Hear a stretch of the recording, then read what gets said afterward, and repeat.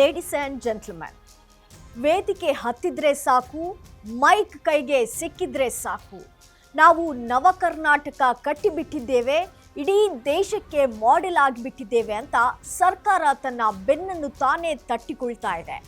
Guarantee ಯೋಜನೆಗಳು ವಿಶ್ವಕ್ಕೆ ಮಾದರಿ ಅಂತ ಬೀಗುತ್ತಿದ್ದಾರೆ.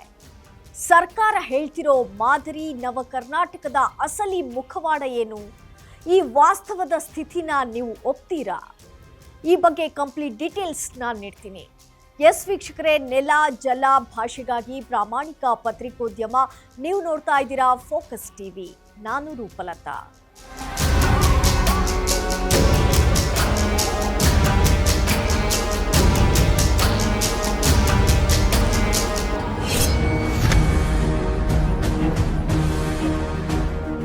ಕಾಂಗ್ರೆಸ್ ಸರ್ಕಾರದ 3 ವರ್ಷಗಳ ಆಡಳಿತದ ಸವಿನೆನಪಿನ ಸಾಧನಾ ಸಮರ್ಪಣಾ ಸಮಾವೇಶದಲ್ಲಿ ಮುಖ್ಯಮಂತ್ರಿ ಸಿದ್ದರಾಮಯ್ಯ ಹಾಗೂ ಸರ್ಕಾರ ಹೆಮ್ಮೆಯಿಂದ ಹೇಳಿಕೊಂಡಿದೆ.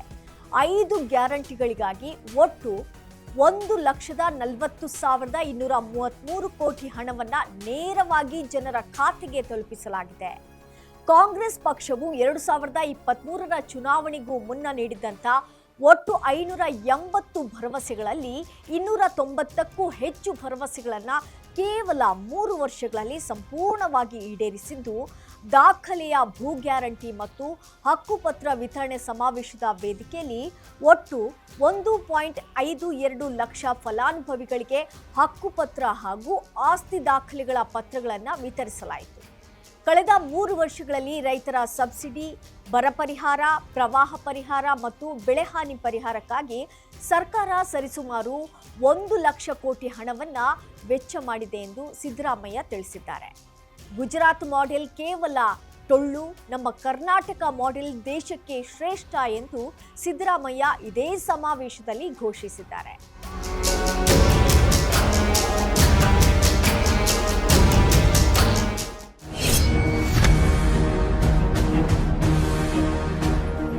ಆದರೆ ನಿಜಕ್ಕೂ ಎಲ್ಲರಿಗೂ ಗ್ಯಾರಂಟಿಗಳು ಸಿಕ್ಕಿದ್ಯಾ?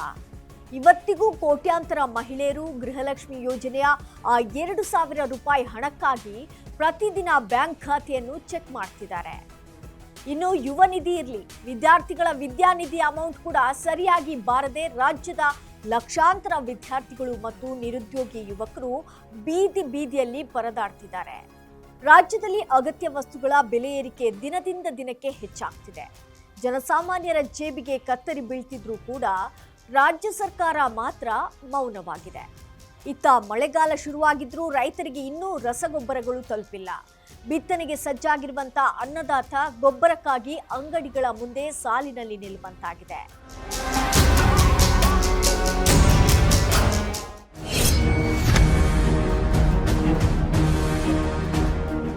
ಇನ್ನು ಕಳೆದ 1 ವರ್ಷದಿಂದ ಅಭಿವೃದ್ಧಿ ಕೆಲಸಗಳಿಗಿಂತ ಹೆಚ್ಚಾಗಿ ಆಡಳಿತ ಪಕ್ಷದ ಒಳಗೆ ಕುರ್ಚಿ ಜಗಳವೇ ದೊಡ್ಡದಾಗಿದೆ.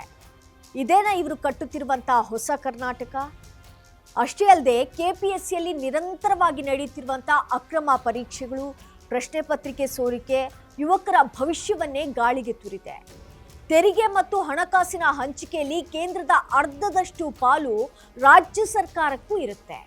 ಆದರೂ ಅಗತ್ಯ ವಸ್ತುಗಳ ಬೆಲೆ, ಇಂಧನ ಬೆಲೆ ಏರಿಕೆಯಾದಾಗಲೆಲ್ಲ ರಾಜ್ಯ ಸರ್ಕಾರ ಮಾತ್ರ ಕೇಂದ್ರದ ಕಡೆಗೆ ಬೆರಳು ತೋರಿಸಿ ತಪ್ಪಿಸಿಕೊಳ್ಳಲು ನೋಡ್ತಿದೆ. ಕೇಂದ್ರದ ಕಡೆ ಬೆರಳು ತೋರಿಸುತ್ತಿರುವಂಥ ರಾಜ್ಯ ಸರ್ಕಾರವೇ ನೀವು ಮಾಡ್ತಿರೋದೇನು? ಕೇವಲ ಜಾಹೀರಾತು ಕೊಡುವುದಷ್ಟೇ ನಿಮ್ಮ ಸಾಧನೆಯೇ? ಇದೇನಾ ನೀವು ಹೇಳುವ ನವ ಕರ್ನಾಟಕ ಎಂಬುದು ಜನರ ಆಕ್ರೋಶಕ್ಕೆ ಗುರಿಯಾಗಿದೆ.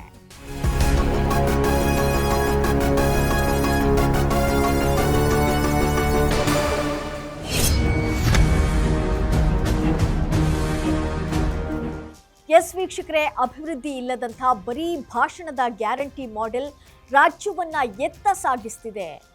ಕೇಂದ್ರ ಮತ್ತು ರಾಜ್ಯದ ಈ ಹೊಣೆಗಾರಿಕೆಯ ಹಗ್ಗ ಜಗ್ಗಾಟದ ನಡುವೆ ಸವೆಯುತ್ತಿರುವುದು ಮಾತ್ರ ಅದೇ ಸಾಮಾನ್ಯ ಜನರ ಬದುಕು. ಸರ್ಕಾರಗಳು ಕೇವಲ ವೋಟ್ ಬ್ಯಾಂಕ್ ರಾಜಕಾರಣ ಬಿಟ್ಟು ವಾಸ್ತವದ ನೆಲೆಯಲ್ಲಿ ಜನರ ಸಂಕಷ್ಟಕ್ಕೆ ಸ್ಪಂದಿಸಬೇಕಿದೆ. ಇದು ಈ ಕ್ಷಣದ ಪೊಲಿಟಿಕಲ್ ಅಪ್ಡೇಟ್ಸ್. ನೆಲ ಜಲ ಭಾಷೆಗಾಗಿ ಪ್ರಾಮಾಣಿಕ ಪತ್ರಿಕೋದ್ಯಮ. ನೋಡ್ತಾ ಇರಿ ಫೋಕಸ್ ಟಿವಿ.